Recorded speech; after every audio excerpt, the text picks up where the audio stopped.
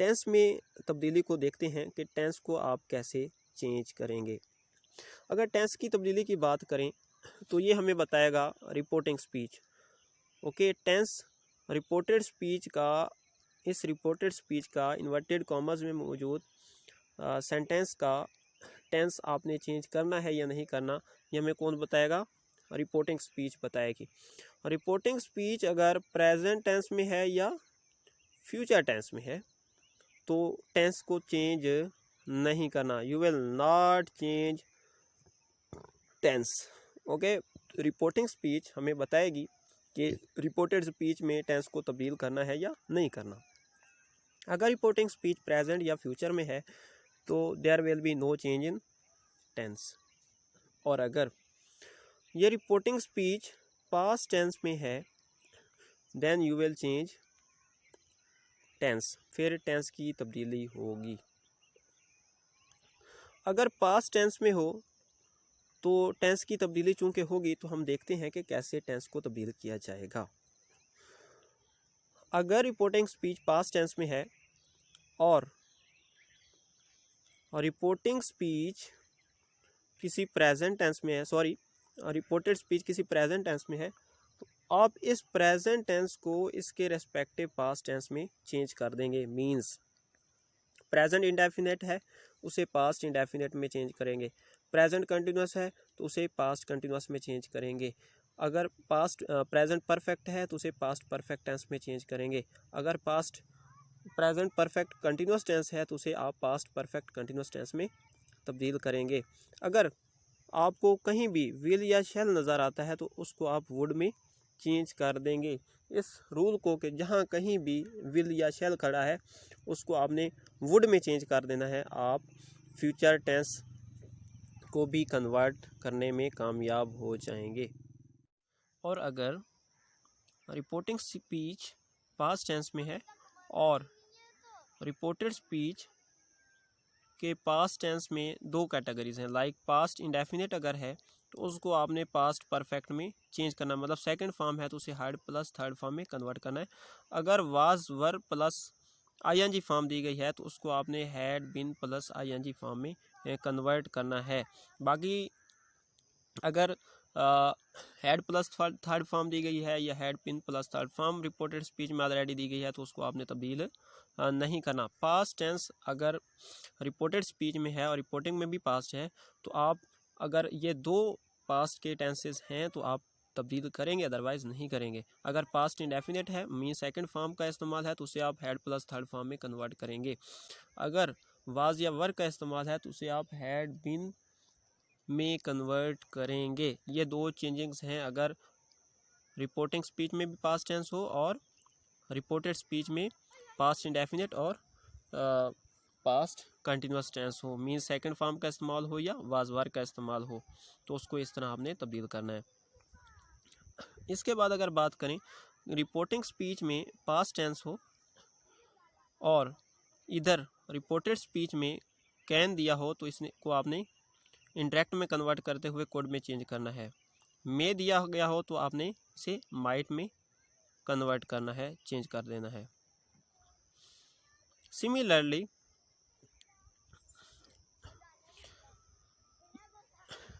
कुछ वर्ड्स हैं अगर past tense reporting speech means reporting speech जो है ये पास्ट टेंस में हो तो कुछ वर्ड्स को भी हमने डायरेक्ट से इनडायरेक्ट में चेंज करते हुए कन्वर्ट करना होता है, चेंज करना होता है, रिप्लेस करना होता है। तो अगर रिपोर्टिंग स्पीच पास्ट टेंस में हो और रिपोर्टेड स्पीच में इनमें से कोई वर्ड दिया गया हो तो उसको आपने इस सामने वाले वर्ड के साथ रिप्लेस करना है। मीन टुडे दिया गया हो तो उसको आपने दैट डे में कन्वर्ट करना है, यस्टरडे को प्रीवियस डे में या द डे बिफोर में कन्वर्ट करना है, द डे बिफोर यस्टरडे को आपने 2 डेज बिफोर में कन्वर्ट करना है, टुमारो अगर दिया गया है तो उसको आपने द नेक्स्ट डे या द फॉलोइंग डे में कन्वर्ट करना है, मीन्स उसके साथ रिप्लेस करना है। और अगर द डे आफ्टर टुमारो दिया गया in the 2 days time, means ये कि अगर इनमें से कोई भी सेंटेंस दिया गया कोई वर्ड दिया गया है तो उसको आप इसके साथ रिप्लेस कर देंगे।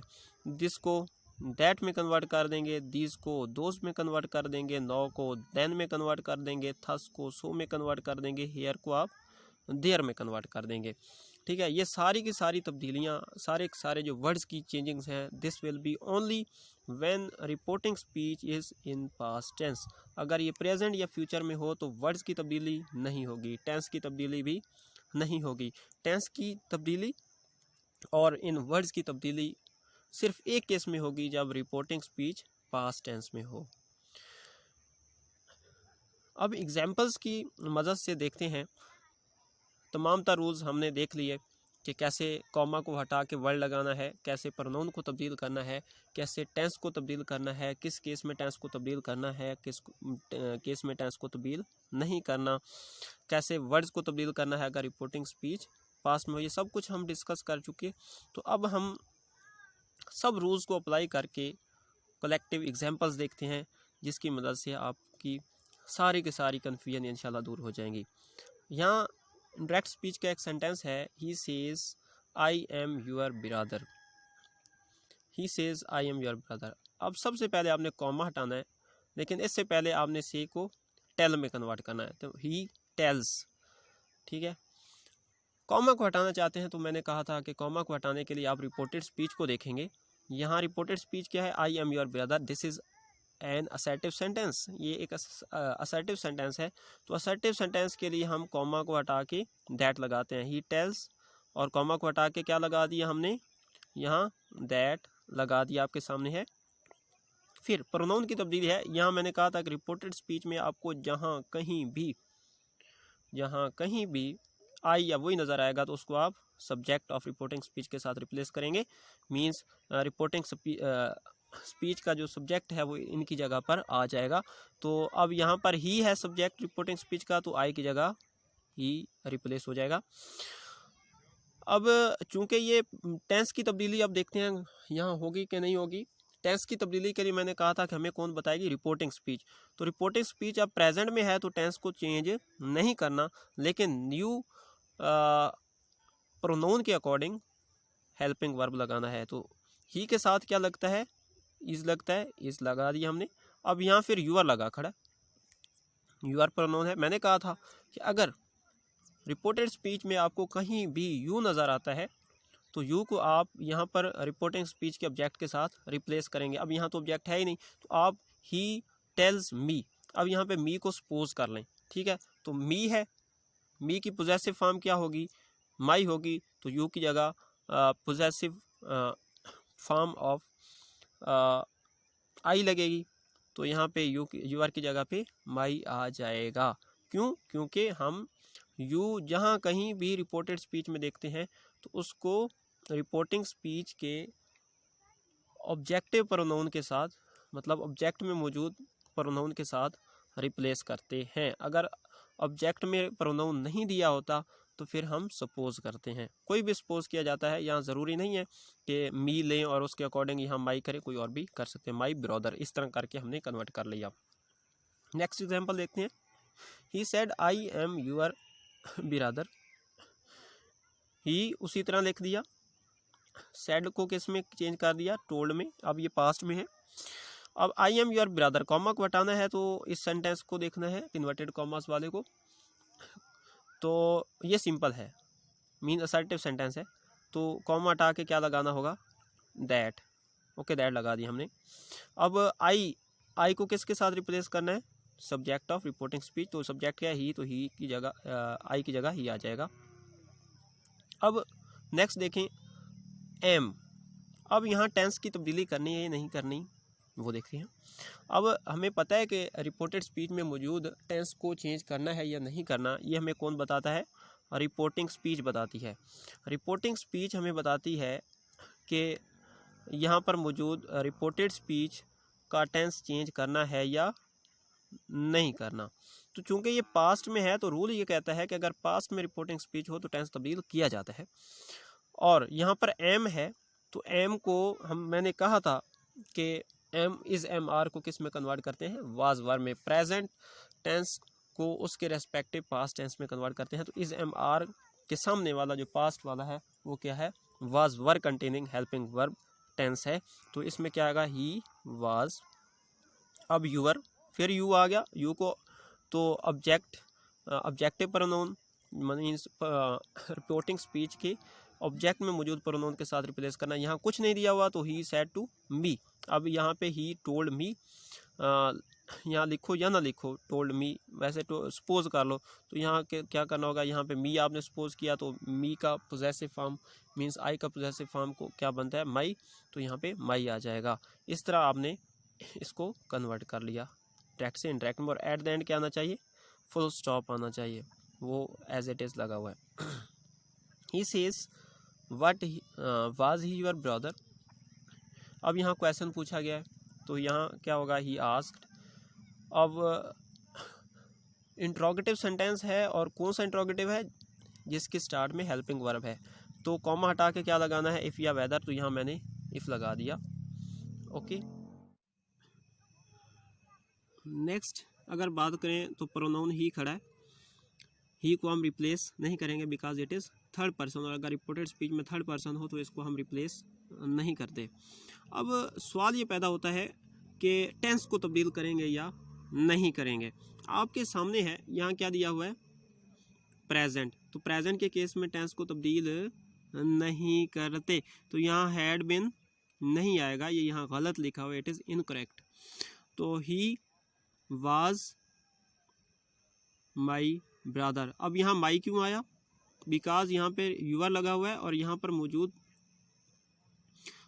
यू को, रिपोर्टेड स्पीच में मौजूद यू को हम रिपोर्टिंग स्पीच के ऑब्जेक्ट में मौजूद प्रोनाउन के साथ रिप्लेस करते हैं। अब यहाँ पर ऑब्जेक्ट में दिया हुआ नहीं है तो मैं यही कह सकता हूँ, ही आस्क्ड मी, उसने मुझसे पूछा, ठीक है, मी लिख दिया तो मी के अकॉर्डिंग यहाँ पे पोजेसिव फॉर्म, चूँकि यहाँ पर यूआर पोजेसिव फॉर्म है तो यहाँ पर आई की भी पोजेसिव फॉर्म माई लग जाएगी। तो this is the way how to convert an interrogative sentence into interrogative reported speech containing direct speech into indirect speech. Next sentence देखते हैं, he said was he your brother. तो ये वही वाला सेंटेंस है, दोबारा रिपीट नहीं करूँगा। तो ये यहाँ पे करेक्ट फॉर्म में मैंने दोबारा सॉल्व कर दिया, पहले इनकरेक्ट था, तो वाज जो है ये वाज ही रहेगा। क्यों, क्योंकि ये प्रेजेंट टेंस है। जब प्रेजेंट टेंस में रिपोर्टिंग स्पीच होती है तो रिपोर्टेड स्पीच वाले टेंस को हम तब्दील नहीं करते।